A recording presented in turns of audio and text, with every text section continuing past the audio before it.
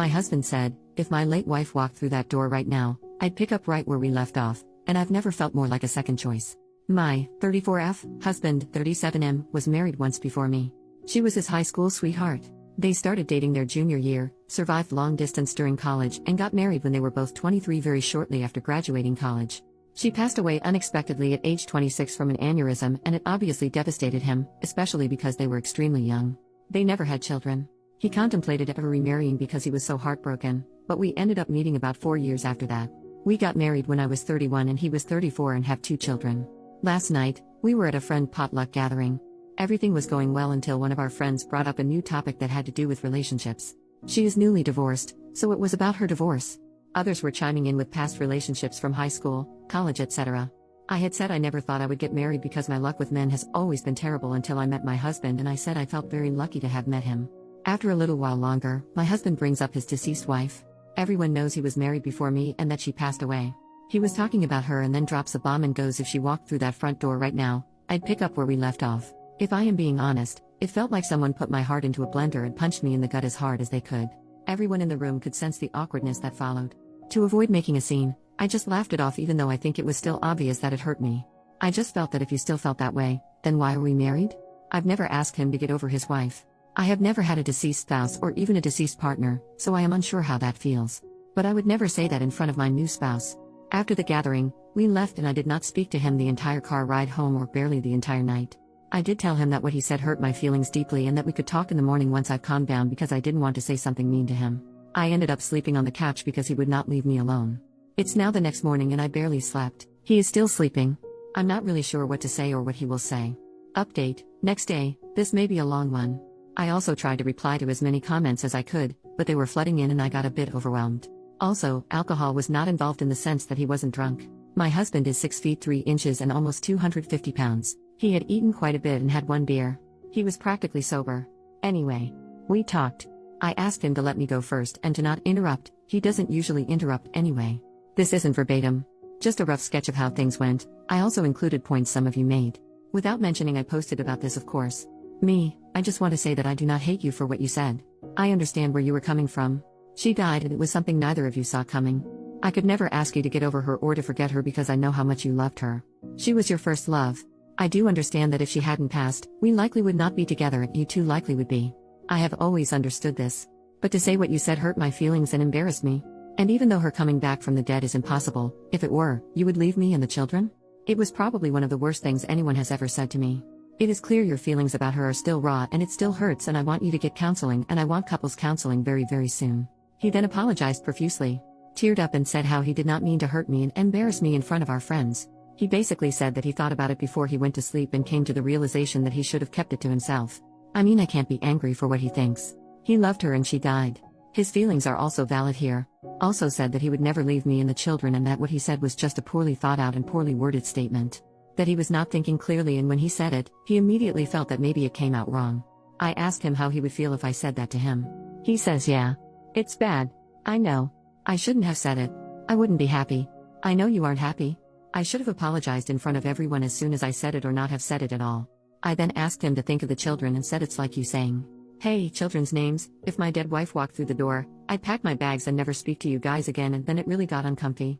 After some silence, I had no idea what to say after that. He asked me if I wanted to divorce. So I asked him why he would think I would want a divorce, just to see what he would say. He says he doesn't know. I didn't answer his question and said we needed to look into counseling. That he needed to get counseling for himself and that we would go to couples counseling. And if the answer is no, I am not interested in moving forward.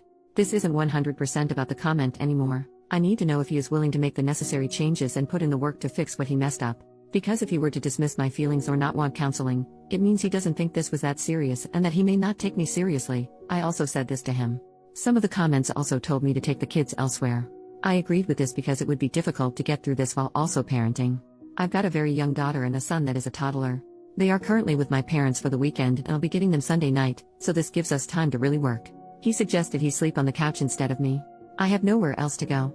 I haven't told my parents because I really would like to keep this between me and him as much as possible. Family and friends jump to judge too fast and sometimes offer extreme and harmful advice, and it's also embarrassing.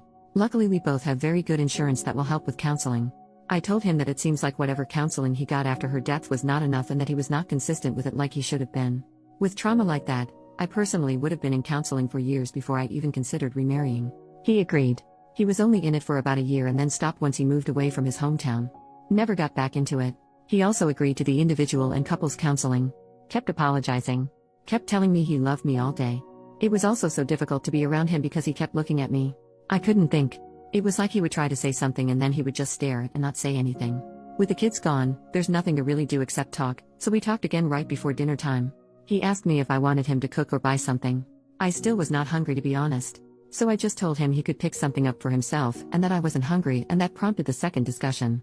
I realized he must feel very bad because he noticed I hadn't really eaten much all day. Kept asking me to eat. I wasn't sulking too bad or anything. Just doing my usual tasks, but not speaking or eating as much, and because we're home together all day, he noticed this. He asked me one more time to please eat dinner with him, so I agreed. During dinner, he told me that he looked for counselors himself and wanted me to see if I thought they were okay enough and that he would keep looking. Last stretch. After all of that, I told him that we can't really predict anything until we've met with therapists. I don't want him to keep saying sorry. I want work and change. And then maybe we can move forward, but this is the first step. I don't want to just leave him. I'm also not saying divorce is off of the table. I think he is still hurting from her death and his judgment is very, very clouded. If he didn't love me, I doubt he would have apologized so many times and looked for counselors on his own.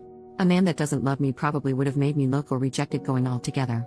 Many people were suggesting this. I do not think he doesn't love me. Thought of this myself. Cried about it. Thought of my children. Cried more. I'm not staying for the kids. I'm staying because I want to at least try to fix. If it cannot be fixed, then at least I tried. We were also very close. Some people were asking how close we were prior to marriage, I guess as a way to gauge the difference between the relationship and our relationship. Maybe to see if he settled? He was always very romantic, caring, and sweet to me. We've never yelled at each other. When we first started dating, he would plan dates, surprise me, brag about me to his friends. So that's why I am very confused on why he would blurt that. Unless it was just very poor brain and mouth coordination. I also told him that I may get a counselor for myself. I don't think I need one. Someone suggested this, but I think he needs it more than I do. And because insurance companies are getting crappier by the year, 3 counseling bills may be pushing it? I don't know. If I do get one, it's because I don't want to potentially resent him or doubt myself. Some people were making attempts to make me doubt myself. Some people in the comments were very nasty to me. I appreciate Reddit hiding comments with many downvotes as they may be mean, but I couldn't help but click. Some of you are very mean and very nasty individuals, and I hope you find happiness one day. There could be another update in the future. Not opposed to making one. Thank you all for your kind words and support. I've also responded to everyone that texted me, which was everyone there at the potluck that has my number. 3 people, there were 9 people there not including us. They've all basically said the same thing. They can't believe he said that, they feel bad for me, asking if everything is okay, what he said was not okay, etc. He showed me some of the texts with him and his friends, and some made me cry with how kind they were being towards me. Basically telling him he wasn't necessarily wrong for thinking that, but wrong for saying it. I told him I loved him as well. And I have never not loved him even for a second.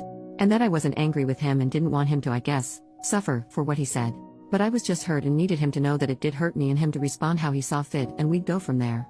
That is all for now. I could possibly answer more questions here? If you have any.